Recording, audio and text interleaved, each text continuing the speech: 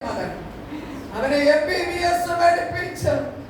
അമ്മയ്ക്കും അപ്പനും ഒരു അനുഗ്രഹമാകും, ഒരു നന്മയാകുമെന്ന് കണ്ടിട്ട് വളർത്തിക്കൊണ്ടുവന്ന മകൻ സ്വന്തം അപ്പനെ കുലപ്പെടുത്തിയ രംഗം നിങ്ങൾ കേട്ടില്ലേ? ഇന്ന് പത്രവാർത്തകളിലോ അമ്മയപ്പന്മാരെ കുലപ്പെടുത്തുന്ന അനവധി മക്കള്, അനവധി അമ്മയപ്പന്മാർ അനേകം മക്കളെ, സ്വന്തം പിഞ്ചോമന മക്കളെ കുലപ്പെടുത്തി കളയുന്ന ലോകമാ.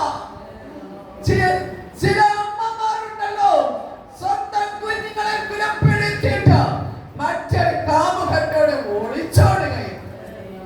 ആമേൻ. ഇന്ന് രാത്രിയിലോ സക്കായിമാരെ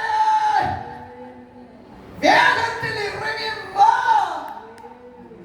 ഇന്ന് രാത്രിയിലോ നിന്റെ കുടുംബത്തിനകത്ത് കാട്ടത്തി പോലിരിക്കുന്ന, മുള്ളു പോലിരിക്കുന്ന, എന്റെ സ്വസ്ഥതയെ നഷ്ടപ്പെട്ട, എന്റെ കുടുംബത്തെ അസമാധാനത്തിലേക്ക് നയിക്കുന്ന അന്ധകാര പൈശാചിക മൂർത്തി, ഇന്ന് രാത്രിയിൽ നീ രക്ഷകനെ ഹൃദയത്തിൽ സ്വീകരിച്ചാൽ ആ ഇരുട്ടിന്റെ അധികാരിക്ക് ഇനി നിൽക്കുവാൻ കഴിയത്തില്ല.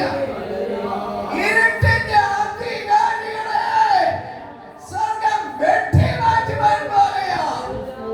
ഏത് ഇരുട്ടിന്റെ അധികാരിയാ നിന്റെ കുടുംബത്തിനകത്ത് തേർമാൻസം നടത്തുന്നത്? ആമേൻ. Jesus, oh Jesus. ആ കാട്ടത്തിയുടെ പുറത്ത്, കാട്ടത്തി എന്ന് പറയുമ്പോൾ മുള്ളുകൾ തന്നെയുമല്ല, ഫലം ഇല്ലാത്തതായ ഒരു കാട്ടത്തി, ഇലകൾ കൊണ്ട് മാത്രം നിറഞ്ഞതായ കാട്ടത്തി.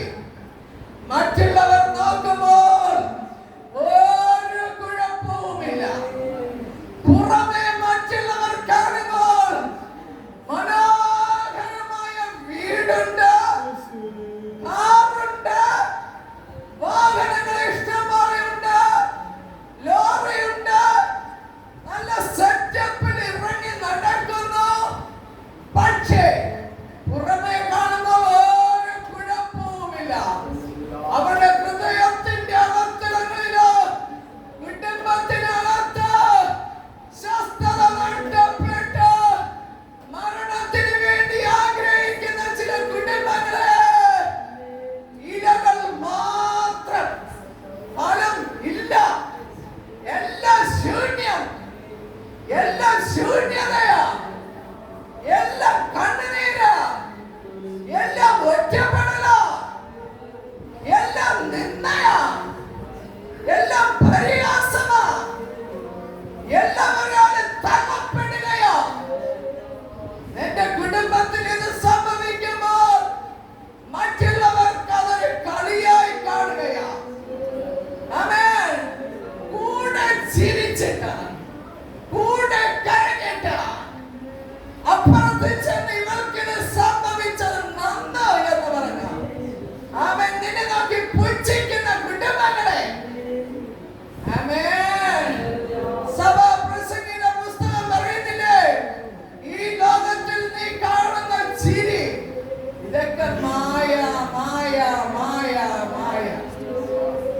നിന്നോട് ചിരിക്കുന്നവർ നിനക്ക് മായയാണ്. ആമേൻ.